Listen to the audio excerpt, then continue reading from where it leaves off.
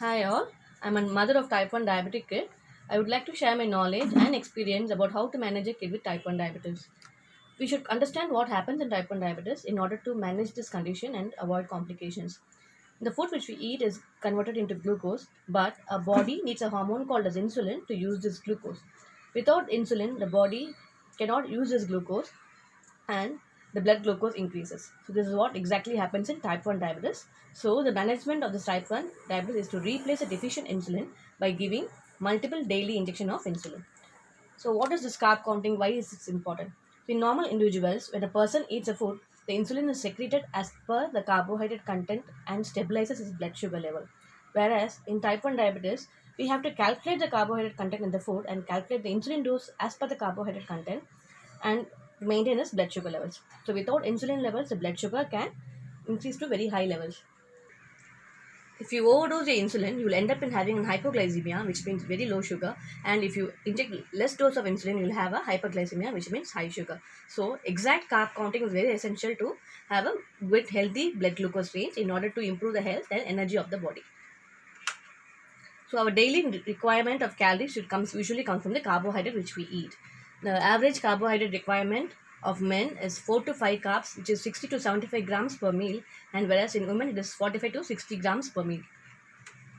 So all the foods which we eat mostly contains carbohydrate either in the form of starch or in the form of sugar. So these are some examples of starch vegetables which we use in our day-to-day life, like potatoes, carrot, corn, peas, and legumes. All this contains starch. And food grains also contains starch, and the processed food like which we eat in bakery items, everything which we eat contains moderate to high amount of starch. So these are the foods which contain sugar. So all these increase our blood sugar level. So you have to calculate the carbohydrate content accordingly and put the dose as per the carbohydrate content. So carb serving, this is what we usually calculate. So this one serving of carbohydrate is called as 115 grams. So either one slice of bread or one apple or one corn all have the same impact on the blood sugar levels. So anything which is being eaten requires 1 unit of insulin, rapid acting, to counteract the blood glucose level. So this is a carbohydrate count and insulin dose. If you're going to eat 11 to 20 grams, this is called as one carbohydrate count and you need one dose of rapid acting insulin.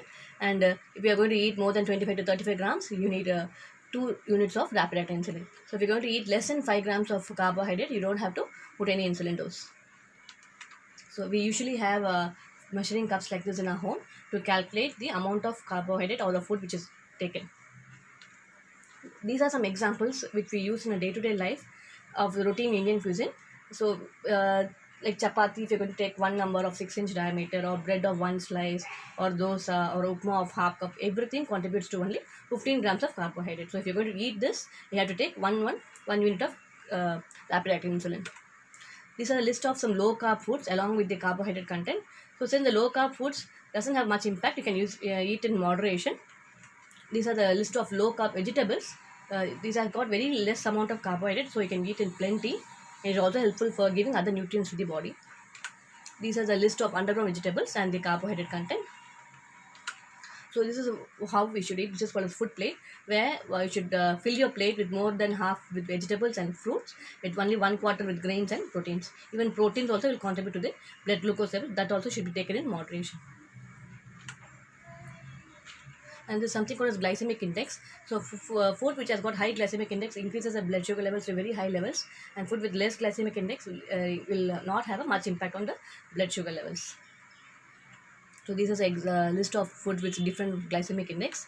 And when you're going to eat the processed food, we have to look at two things: the servings per container and the carbohydrate per servings. So based on these two, you should calculate the carbohydrate content. So this is one example which has been given, and we have to put dose the insulin as per the carbohydrate content.